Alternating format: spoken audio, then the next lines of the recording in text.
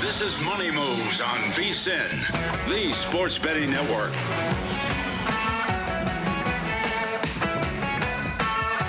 What's up, folks? Welcome in another awesome edition of Money Moves. Jonathan Von Tobel flying solo for today. Stormy Bonatoni out on assignment. We'll check in with Stormy throughout the week and see what's going on and where she's at. Maybe a little bit of a rehashing of where in the world is Stormy Bonatoni. But we do have a good show on tap today. I feel like, even though, look, I have not been drinking for over a month now. I feel a little hungover after what was an insane weekend, a fun weekend, despite discourse that maybe the NCAA tournament does not deliver anymore. It's all about the camaraderie, and it was a great 4 days, Thursday, Friday, Saturday, and Sunday. We got to look back. We got to look ahead. We got to get to the NBA, maybe a little NHL if we have time. So let's not waste any more of it and get right to it. It's time for the top headlines and topics of the day. This is The Rundown. Look, it's the best time of year to handicap some basketball games, so let's get some handicappers in here. We've got a ton of them today. Paul Stone, yet again, the leader right now in the Circa College Hoops Challenge. We're all chasing Paul. And I told our crew earlier today, if I lose to this man again, I don't know what I'll do. One of our many handicappers that's going to be joining us, Matt Youmans, of course, of the Vegas Stats and Information Network, will be with us. And Chris Massaro, a contestant in the Circa College Hoops Challenge as well. The commonality between those three and I, we're all competing for first place in the challenge. We also have a great slate of guests in terms of the NBA. Coming up a little bit later today, Mitch Lawrence, who's been joining us with some regularity from Sirius XM NBA, give us a down low on what's been going on with the Los Angeles Lakers and more. They're in action later tonight against the Detroit Pistons. Not as sexy. No Cade Cunningham. We got a lot of handicappers to walk us through what's going to be a good slate of Sweet 16 action. Also on deck, that monster NBA card. Yeah, there's a lot of double-digit favorites, and there's a pretty good opportunity here to put together the brain-dead money line parlay of all of the favorites against these teams that are tanking, and maybe add a little bit more here or there. But there's a lot to get to when it comes to the association. We can also dive a little bit deeper into this 9-0 straight up and ATS run from the Los Angeles Lakers. Luka Doncic going absolutely insane. We'll tell you if it's sustainable and when it might end as we dive into their matchup and much more. Don't forget, too, Clippers in action tonight against the Milwaukee Bucks, but one of those double-digit favorites. But last and certainly not least, and where we begin our show today, it's simple, it's sweet. It's the Sweet 16. Sweet 16 all set after 4 days of action in the NCAA tournament to open us up. And before we get to some of the individual matchups, we got to talk about what we have seen up to this point. You're not going to hear anything from me that maybe you haven't heard already, but it has been very, very chalky to this point in the NCAA tournament. As of today, Sunday favorites, let's go back one day first. You saw this in the newsletter, which you can sign up for free over at VSiN.com. 7-1 straight up yesterday. Sunday favorites, 6-1-1 against the spread. That brings you to favorites in the tournament at 39-9 straight up. 27-19-2 ATS. Unders, for those who are keeping track, very slight edge, at least in terms of the record, at 25-23. But the question now becomes, as we are prone to do, and I say we, all of us, hey, man, maybe we're just going to bet favorites from here on out. I think that this is now where we start to see this turn a little bit as we head into the Sweet 16. Part of what we have seen, I believe, over the first 4 days of the NCAA tournament is some of the, we'll call it ill effects of the NIL era, which is, hey, teams at the top can buy some of the best talent. If you're transferring from the lower levels, you're transferring up and you're playing for some of these teams. These are some really talented groups at the top of the NCAA tournament in terms of seeding. But now that we have eliminated essentially all of the weaker seeds, not all of them, some are still around, and we have obviously still have room for some upsets, as we'll get into with Florida coming up here in a moment. But I do think that this is now going to be where we start to see this flip a little bit. We'll talk about the overall adjustments, some of these favorites now too, and where we're at. Obviously, some shorter point spreads here in the round of 16 as these teams are much closer to each other in a neutral court setting. But this is where I start to think we see some variance here. Going into the weekend after the first two rounds, and I was talking with Mitch Moss yesterday at a local spot, we were out watching games, that there was no real part of me going into the weekend for both the contest and the individual wagers that wanted to look at some of these underdogs because I thought the gaps between these teams were just that. They were gaps. They were large. But now that we have a lot of these teams that are on par with each other, I do think we're going to start to see these underdogs bark a little bit more, and we're going to get back. But you do wonder if, one, the market is going to adjust a little bit stronger towards some of these favorites, and the other part is, what do bettors do by the time we get to Thursday and Friday?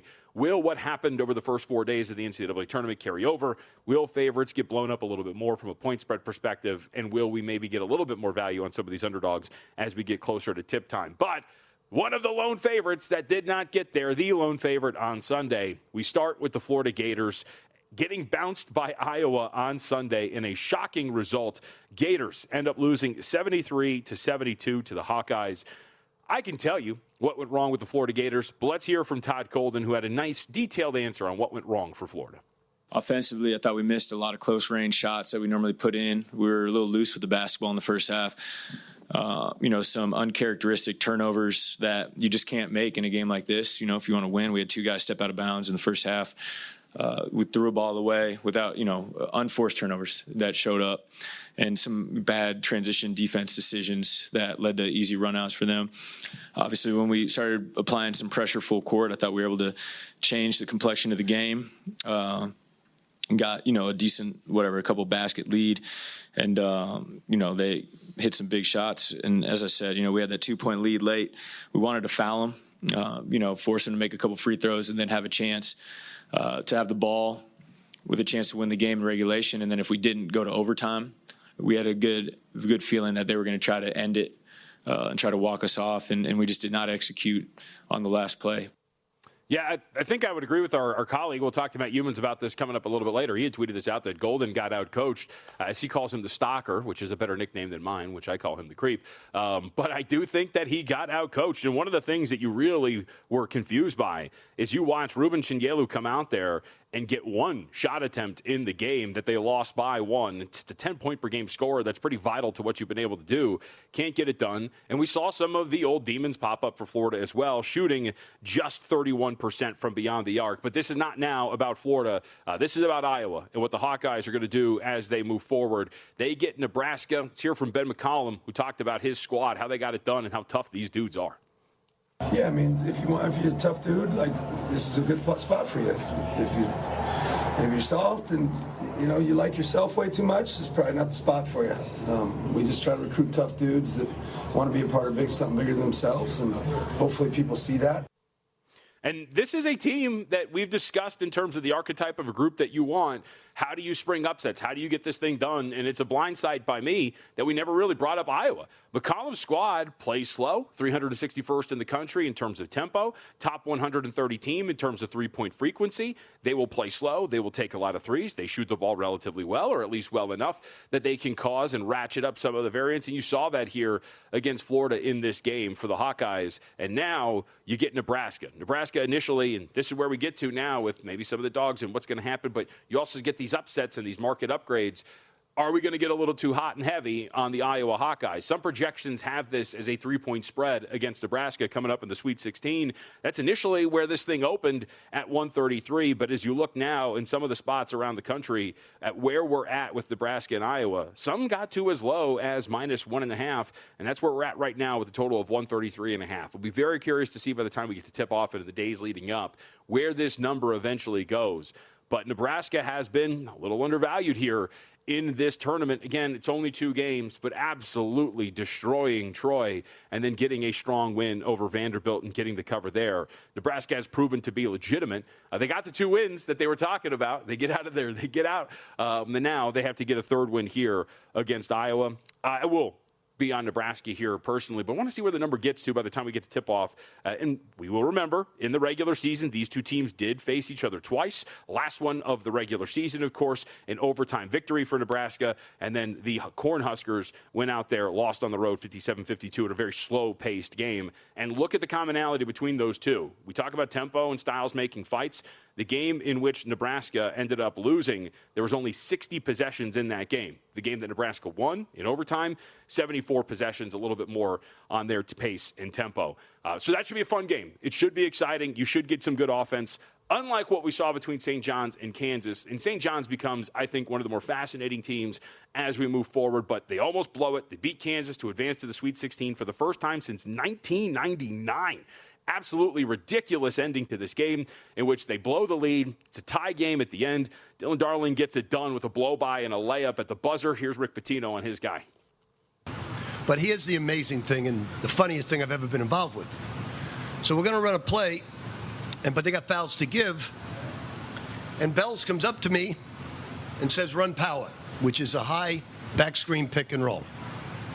So I walk away. I said, okay, power. I walk away and said, wait a second.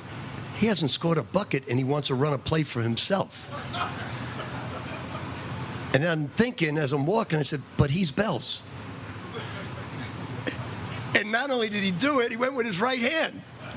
So I'm real proud of him, because to want the ball when you haven't made a shot is unbelievable.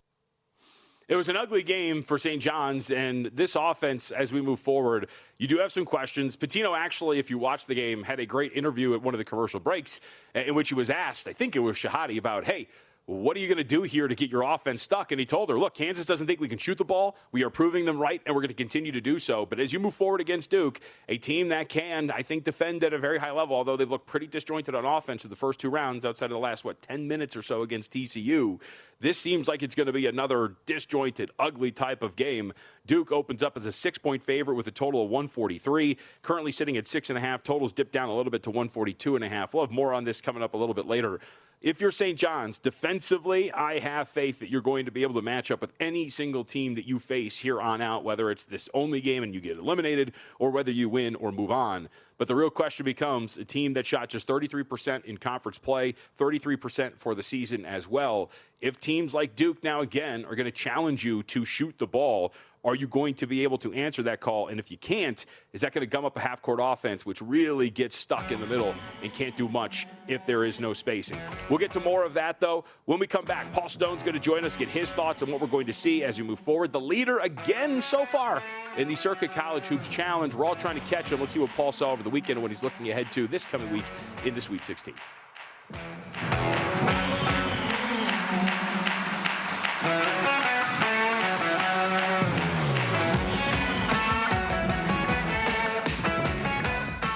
Hey, let me get your attention real quick, podcast listeners. It's March, which means the madness is officially upon us, and the folks at VSiN have really gone crazy with this one. I'm being told that for just $29.99, you can get unlimited access to VSiN Pro through May 1st. I'm talking picks through the tournament, public betting data for every single game, plus sharp tools, projections, articles, and more, which means every day you wait is an opportunity missed. Just click the link in the description to get started. It's March, baby. All right, now back to the show.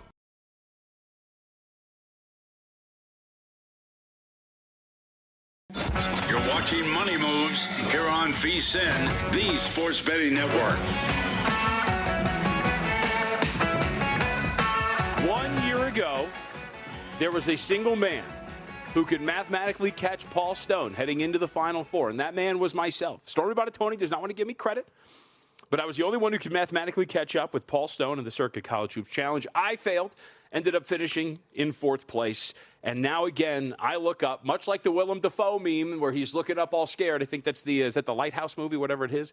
And I see him at the top once again, Paul Stone. So we welcome in here on the progressive guest line, the current leader in the Circa College Hoops Challenge with 21 points, 20-13 so far, 2-2 on the best bets, and a strong round of 32 for Paul at 5-3. How are you, sir? And how do you feel being at the top once more with all of us trying to catch you? Well, doing well, JVT. Thanks for having me on. I tell you, it's deja vu, but I think we've got 13 selections remaining in the contest, or 12. I guess it's 12.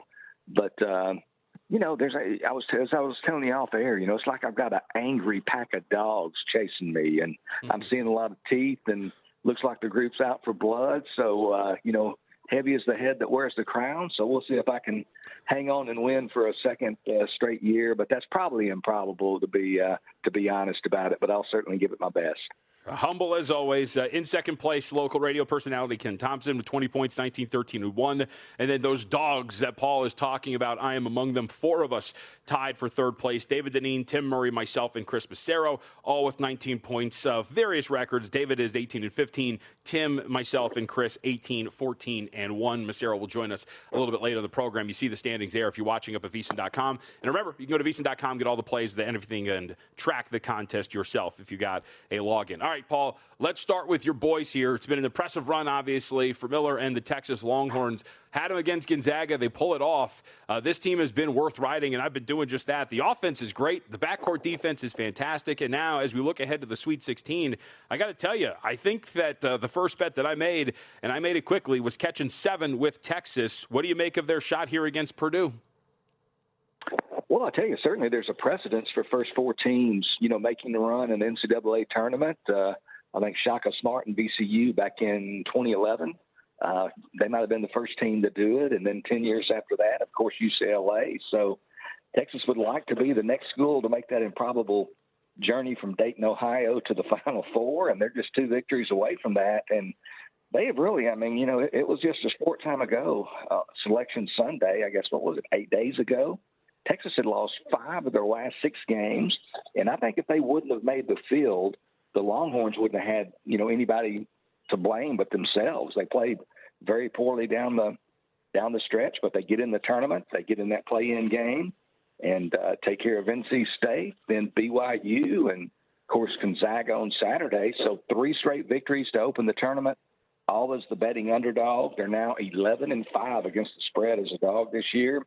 Just playing their best basketball of the season. It's like they flipped the switch. And I think the guy in the middle, I think people have become familiar with the play and the exploits of 7-foot center Matis Vokatitis in the 3 victories, 55 points, 33 rebounds. That guy's just developing. I think they're going to have to get a load of money to keep him there in Austin. There's going to be a lot of teams coming after Vokatitis. And looking at this matchup on Thursday against Purdue, Purdue, of course, began the season as the preseason number 1 team, finished tied for 6th place in the 18-team Big Ten, a great league, but still maybe fell somewhat short of preseason expectations. But I like this Texas team here. They're playing with house money. They're playing with confidence. If Vokatitis can stay out of foul trouble, I think the Longhorns can not only cover this number, but perhaps pull the outright upset. Yeah, wouldn't disagree heavily here. Paul Stone with us again on the Progressive Guest Line, looking ahead to the Sweet 16. Let's stay in the state of Texas. Things obviously open up for Houston as Florida gets knocked out. But even before that, Paul, I was talking to some folks over the weekend.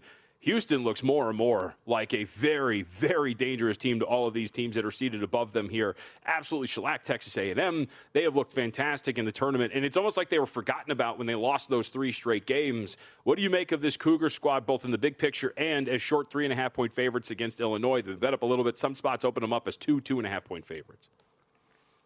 Yeah, first of all, they're not going to be playing on their home floor, but they'll be playing in their hometown at the Toyota Center, home of the NBA's Houston Rockets. So they'll have the familiarity advantage, if you will. Somewhat, difficult, I think, to accurately quantify their edge and how much you should give that home field advantage as far as point spread. But one thing's for certain, they've got a championship-level coach. I know Kelvin Sampson has yet to win that elusive national championship. Came so close last year against Florida. But this is a Houston team that's now qualified for 7 straight Sweet 16s. That's the longest such streak of any school in the nation, so quite impressive. And they've got something a little bit different this year. Maybe they're not quite as good defensively, but still awfully good. But they have a capable, consistent scorer in the true freshman Kingston Flemings, averages over 16 points a game. I think the line's a little bit too high now that it's got to 3.5. I mean, Illinois is a quality basketball team. Their A game is obviously right up there with anybody's A game. So if it touches 4, I might be looking at the Fighting Illini, not out of disrespect for Houston, but just out of respect for Brad Underwood in Illinois. All right, let's go to another matchup that is going to be with a Big 12 team, kind of the theme here, but obviously we got quite a few still alive. And this is going to be one of the funner games on the board. Arizona opens up as an 8.5-point favorite against Arkansas, Paul. We see this starting to dip a little bit. Some 7.5s are starting to appear. Total 167.5. What have you made of the run of these two teams so far? And when you see a number like that against an offensive group like the Razorbacks, does any side stick out to you here? This game that everybody was talking about, Miami, Ohio, leading up to the tournament. High Point, a lot better team. Not to disparage Miami of Ohio, but High Point is that's a ball club. I mean, they gave Arkansas all they could handle, but great basketball game that we saw this weekend there. Anything can happen on a given Sunday or Thursday or Friday for that matter, JVT. But I think Arizona is probably the most complete of all the remaining 16 teams. They're not only tall, but they're big. They've got a lot of big bodies. And I think the thing that you have to worry about if you're Arkansas, and Arkansas can certainly win this game with Darius Acuff Jr., a guy who's averaged over 30 a game his last 5 games. But Arkansas, they only played 6 guys. They played essentially 6 guys against High Point. They had a 7th player play 1 minute. And they played this weekend without their one of their big men, Nick Pringle, who's been out due to a hamstring injury. They're hopeful he can play this coming week against Arizona. And they're going to need him. It would be tough, even with the timeouts and the way games flow in the NCAA tournament. It would be tough for Arkansas to go toe-to-toe with Arizona with basically just 6 players. Paul Stone with us. Follow him up on Twitter at Paul Stone Sports. Currently the leader again in the Circuit College Hoops Challenge. Still got some time left there, sitting at the top of the leaderboard. All right, let's talk about another 1 seed, Michigan. Big number here, 10.5. Totals up to 175.5, 174.5 against Alabama. They dispatched Texas Tech with relative ease. What do you see here? Can Alabama stay inside of that number against a Michigan squad that does have a penchant for turning the ball over, Paul? And I think if they start doing that, Alabama's going to love those opportunities to get out and run. Well, I mean, Alabama, obviously, we didn't know what we were going to get coming into the tournament. They lose their second leading scorer and their top 3-point shooter, Aiden Holloway, just a few days before the tournament started. They responded emphatically. They beat Hofstra by 20. I don't think that was unexpected, but then take care of a Texas Tech team that's certainly not the same team without J.T. Toppin, but make easy work of the Red Raiders by 25. I read a columnist this morning, one of the Alabama newspapers, and he mentioned that the Crimson Tide was, and to quote his article, quote, miles better defensively, end quote, without Aiden Holloway. So I don't want to say it's necessarily addition by subtraction, or if they, sometimes teams can galvanize when they, are met with this type of adversity. So maybe that's the case with Alabama. 10.5, as good as Michigan is, I don't think I want to lay 10.5. So from my perspective, I'd probably be looking at Alabama or nothing. But we'll see how Alabama responds without Holloway now facing one of the best teams, the very best teams in the entire nation. All right, Paul, before we get you out of here, how was the weekend? I saw you out here in town. Was it a fun weekend? It was fun. I've done well in the contest, but I was probably on the negative for the first 4 days. So, not the greatest of tournament. I definitely had a better tournament at the betting window last year, but we move on, and there are games to be played, and the contest is going well again. So I'll try to hang on and keep those angry dogs at a distance, but I feel you coming, and hopefully you won't chase me down. All right, Paul, we appreciate a couple minutes, especially today, man. Thank you very much. Hey, take care, JVT. We'll talk to you soon. Yep, you got it. Paul Stone again at Paul Stone Sports. And again, your leader right now in the Circuit College Hoops Challenge and the defending champ as well. I would never say this to him, but I cannot wish him luck because we're trying to catch him here. All right, we'll take a break. Coming up in 15 minutes, the creator of the contest, Matt Youmans, will be with us. On the other side, we'll take our look at the Sweet 16 matchups, opening numbers, things we like, things we don't, and more. Don't go anywhere.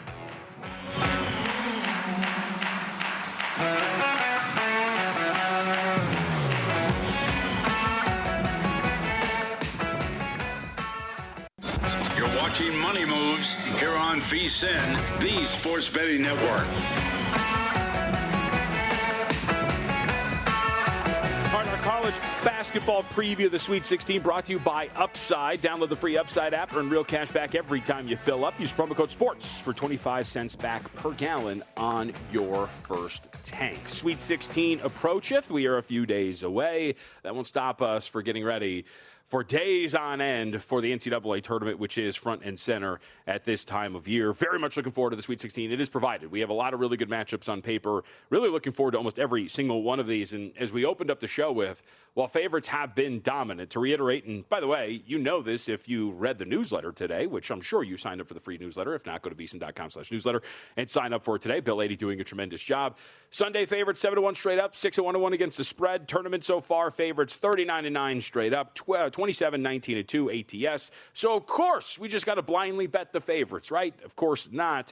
I think that there is a reason. There's a logic to it. There's a method to the madness when you look at the way that the favorites have dominated up to the point of this season or in this tournament. It is because you have the ramifications of NIL, but now I think that dissipates. And now I think you can look in other places with some of these teams when it comes to the underdogs and not blindly betting favorites and thinking that this gap exists as we get further along in the tournament, because the further you get along, the better the teams get, and thus the gaps shrink. And so I think we're going to start to see this even out here a little bit. Having said that, there is a favorite that I do think I like here. Let's talk about Illinois and Houston. I have been wildly impressed both from the results and watching this Houston team through the first 2 rounds. Now, you could argue, if you look at Houston and you could say, well, John, who has Houston beat? Idaho and Texas A&M. And I got to tell you, I mean, I don't even think 88-57 does justice to what Houston did to Texas A&M. I would have abolished my basketball program after watching what the Cougars did to the Aggies in that game over the weekend. An absolute and utter beatdown. One of the things that you really saw that was sticking out, 19 offensive rebounds for this Houston team. They are dynamic. They generate second chance opportunities. And why they are so freaking good. And by the way, how about this? Beating the absolute tar out of a team by 31 points while shooting 8 of 31 from beyond the arc, just 25%. But what makes them so good is the offensive rebounds, not just leading to putback opportunities, but kicking it out to open shooters who can hit from anywhere on the floor. Yes, there is a flaw with this Houston team in terms of their offense. They don't get to the rim a ton. They don't get to the free throw line a lot. But the way that they play offensively outside of that and the way they can defend, their rotations are always on point. And now with this tournament opening up, with Florida being dispatched in this bracket, you have to look at Houston and think that this team, obviously a path to the Final Four, very clear here. Should they get past their opponent this weekend, and I think they have the ability to do so. And the market would tend to agree. We saw this open up to 3.5, the predominant number for Houston, total of 144. I will be curious to see where this ultimately gets to when you look at the number. As we talked to Paul Stone about a couple of minutes ago, it seemed that maybe 3.5 was a little high, and we do have to give Illinois credit. The second best offense in the country in terms of efficiency. They took care of business against both Penn and VCU with relative ease. The shooting is incredible for this team as well. They take over 50% of their attempts from beyond the arc. They shoot 35% from deep as well. So not only high efficiency on high volume, but a team that also defends relatively well. A top 25 team in terms of defensive efficiency. This is going to be a game that is going to be incredible. And you give a slight advantage to Houston, just given the fact that they are playing in Houston. It's a great point by Paul Stone. Obviously not in their home court. They'll be playing where the Rockets play here, but still the familiarity of being out there and the comfort of being in your own city really does help.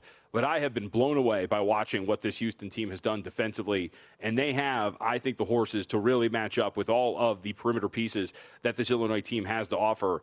I like Houston a lot. I want to bet them here. It's up to 3.5. We'll sit back and wait and see. If I can get that 3 again, Houston will be the player. Maybe even better. We'll see if it drops back even further by the time we get to tip-off.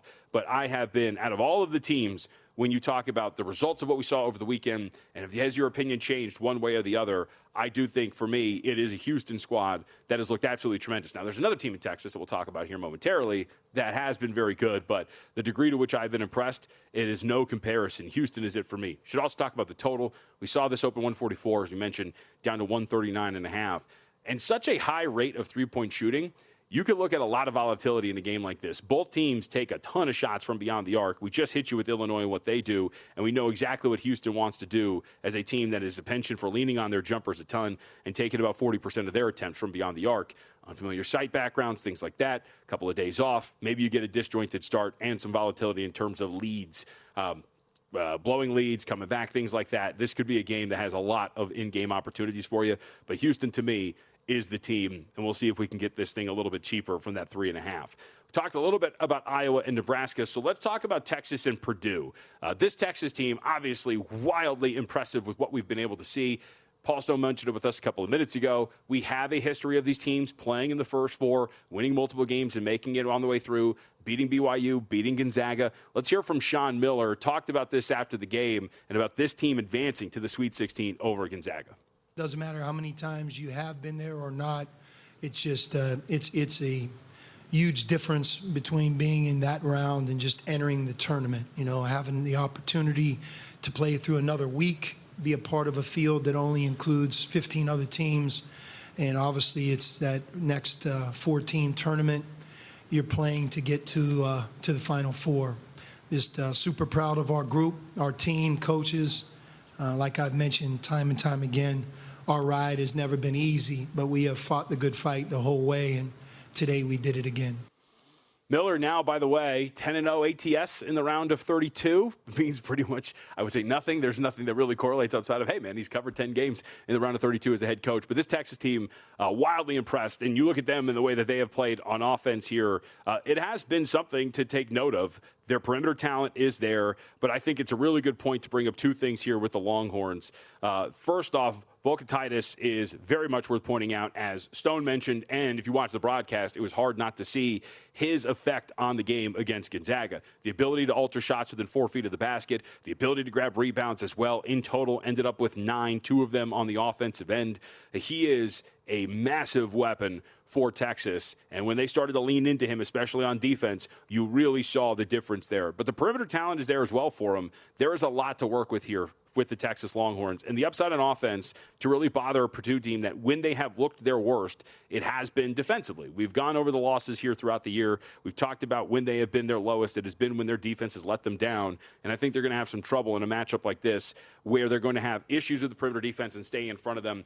Really did start to turn their way in that second half. We saw flashes of it against Miami, and I really do buy into what this Texas team is offering. And if you're going to give me 7 with them, that is the play for me. It was one of the first bets I made here for the Sweet 16. Let's look ahead to Iowa State. This is going to be a really interesting game as well. Cyclones, I think that was one of the more surprising results of the weekend in that, not beating Kansas, but the fact that they did, or excuse me, Kentucky, but beat them the way that they did. And now we have questions about whether or not Joshua Jefferson is going to be available, but it doesn't matter because this defense without him in the first 2 rounds has been incredible. Let's hear from Taman Lipsey on how this Cyclones defense gets this done. It's been incredible to watch. It starts with, obviously, me and Killian with the ball pressure and making their guards uncomfortable. But I think our defense just wears teams out over the course of the game. And we were able to force, I think, 22 turnovers or something around there. And that's just what we do as a defense, and that's who we are. This might be a bad matchup for the Volunteers, man. This is one that on the surface, I know we talked about favorites and maybe the Dogs coming back here and the NCAA tournament maybe not being the first 2 rounds reflective of what we're going to see moving forward. But the Volunteers got a really tough matchup in front of them. We've talked a lot about Tennessee's offense, the dump and chase nature of it, the fact that just their first shot offense has been abysmal. This is a team in the Volunteers that ranked 15th in the SEC in offensive turnover rate. They coughed it up on 17% of their offensive possessions. They're 225th in the country in that regard. They will give you extra possessions. They play at an archaically slow pace. And against Virginia, look, they get it done, right? They were absolutely great. Turn the ball over only 10 times for them. That's pretty good. Only a turnover rate of about 15%. Given what we've seen from them, that's something that you will take almost every single time out.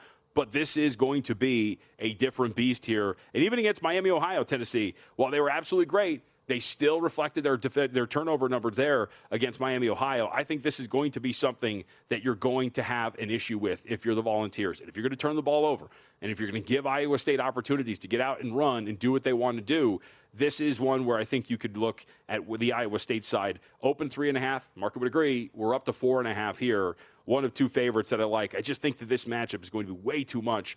And for the Cyclones, too, maybe an easy way to work Jefferson back into the fold. But it's been impressive to watch Iowa State. And on offense, one of the underrated aspects that I don't think I've talked enough about this team is the way that they can shoot the ball. They don't shoot a ton, but they have been a wildly efficient shooting team all throughout the season. And so far in the NCAA tournament, not the last game against Kentucky, but they did it against Tennessee State, went 11-24, 45% from beyond the arc. They have been a very impressive team to watch. And this matchup, I think, is going to be a problem for the Tennessee Volunteers. Plenty of Sweet 16 games, but wanted to hit on those. Some of the ones at the top. Got one more here that I really like that we can hit after we talk to Matt Youmans. But remember, our look at the Sweet 16 brought to you by Upside. Turn your gas purchases into real cash back with the free Upside app. Download Upside now. Use promo code SPORTS for 25 cents back per gallon on your first fill-up. Again, promo code is SPORTS. If you're watching at VSiN.com, scan that QR code and check out Upside today. On the other side, Matt Youmans is going to join us, get his thoughts on what we're looking at the Sweet 16, the week that was in the Circuit College Hoops Challenge, and can Paul Stone do it again? I think I need a rule for next year. Paul Stone not allowed in the contest. We'll see if Matt likes it.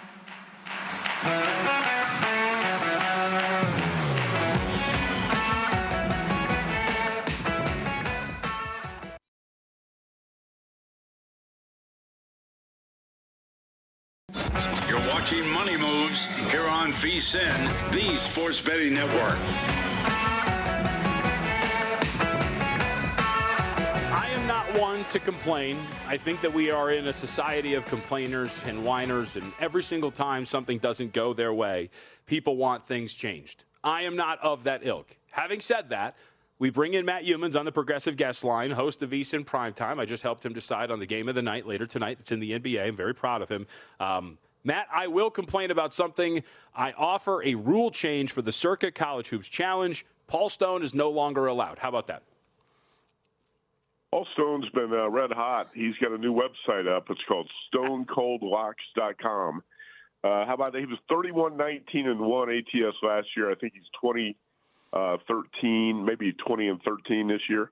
Yep. So he's not just a college football guy, JVT. He knows college hoops too. He does, and we are all trying to catch him. 21 points for Paul in the lead right now. Ken Thompson, local radio host, with 20 points in second alone, and then four of us, David Deneen, Tim Murray, myself, and Chris Massero, all knotted up at 19, tied for third place. All right, let's talk some college hoops, and let's get to some of these games that we're going to see a little bit later in the week. I want to start with one we haven't hit on yet. UConn last night with an impressive victory over UCLA, albeit a shorthanded Bruins squad. How do we spin this forward against Michigan State here, Matt? The current number, as you look at it, 1.5, some twos starting to pop up in favor of UConn with a total of 135.5. All right, so UConn was my best bet in the Circuit College Hoops Challenge last night. I laid 4, and part of that was because UCLA was going to be without Tyler Bilodeau, and Bruins being shorthanded playing in Philadelphia. I thought that was one UConn was going to grind out, probably push the margin out in the second half, and that's what they did. Now, this UConn team, I think, has got a lower ceiling than Danny Hurley's title teams. You got a big three, but it's not a great big three. Alex Caravan, Terrace Reed, and the freshman Braylon Mullins, the guard who was Indiana Mr. Basketball a year ago, who's really starting to mature and knock down some big shots. So I think UConn's okay, but they've got to get more out of Solo Ball. He was one of the best three-point shooters in the nation last year. I think he was 0 for 5 last night. Hurley benched him. He couldn't hit a shot. I still like UConn here. I played this.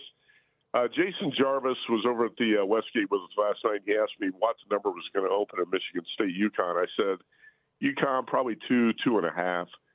And it opened 1. And so I laid the 1 with UConn right away.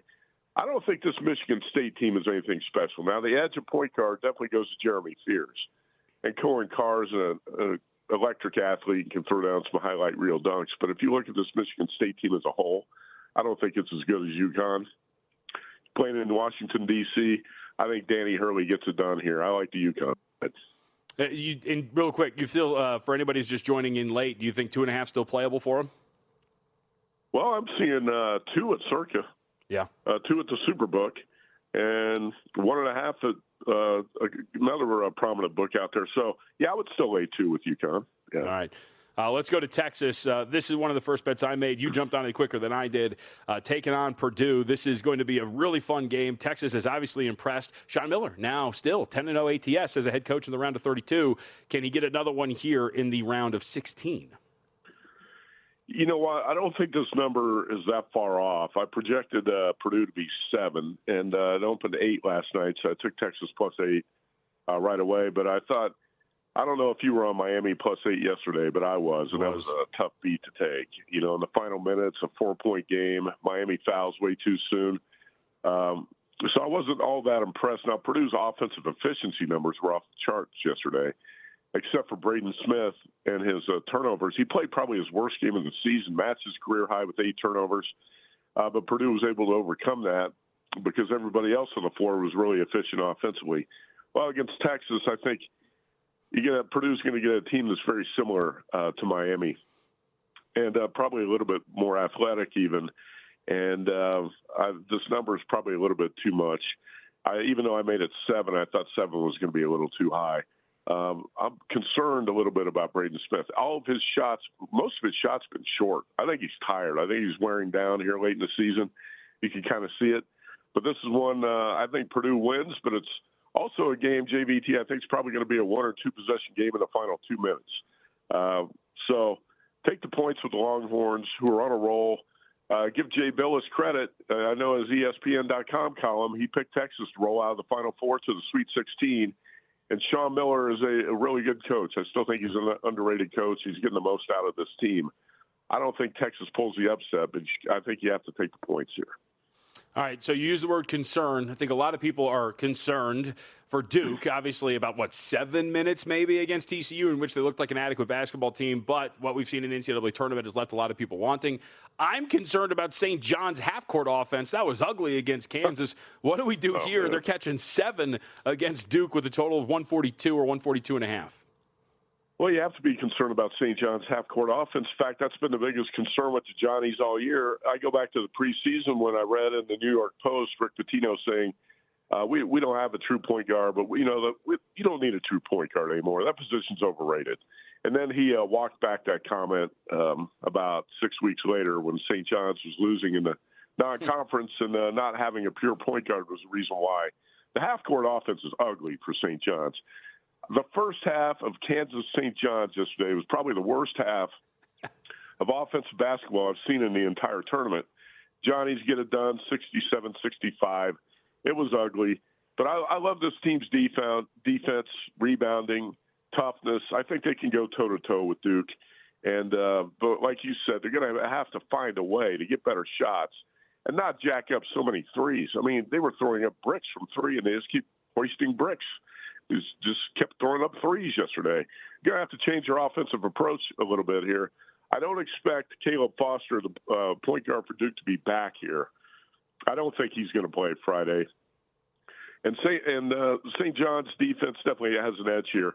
I think you might be on the right track with a total under 142.5. I think this is going to be a very similar game to what we watched with Kansas St. John's last night. Ugly, low scoring. It's going to be a grinder. I would look at the underdog and the under in this one. Matt Youmans with us, host VSiN Primetime. Check him out up on X at Matt Youmans 24/7, creator, of course, of the Circuit College Hoops Challenge, participant in there as well. You can check out the standings up at VSiN.com. All right, I'm going to hit you with a couple more games we got time for. First off, your thoughts on Iowa and Nebraska. We're seeing this down to 1.5, total of 133.5. Are the Hawkeyes getting overvalued after ousting Florida from the NCAA tournament?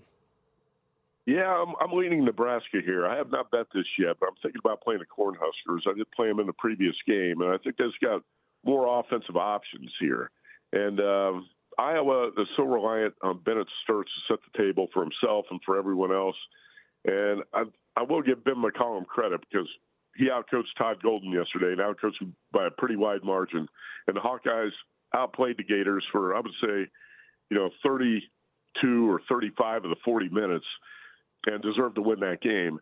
But still, Nebraska's really tightened things up on the defensive end.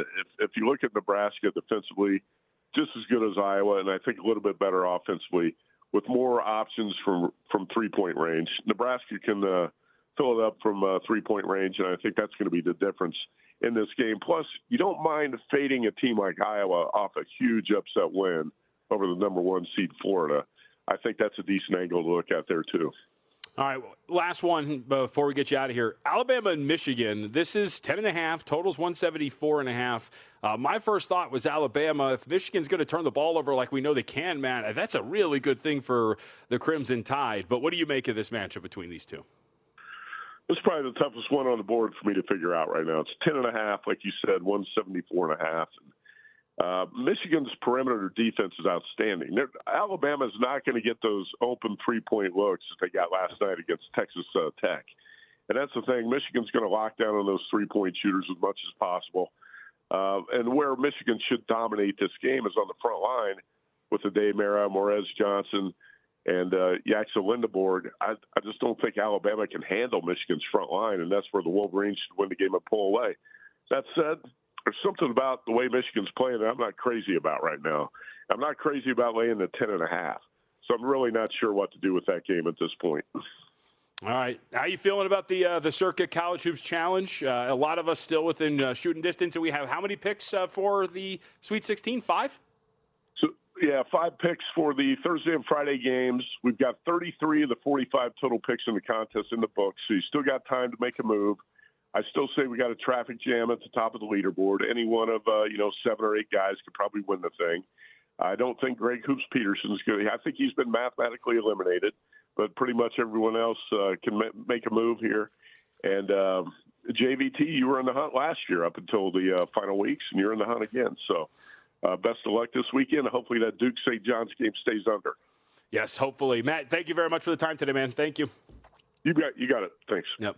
I don't know why I said thank you twice, but I appreciate Matt joining us here on the Progressive Guest Line. Founded in 2011, Sharp Plays just completed another dominant run, including a 2025 campaign that saw bankrolls double. Check it out. All documented, records, logs, publicly at sharpplays.com.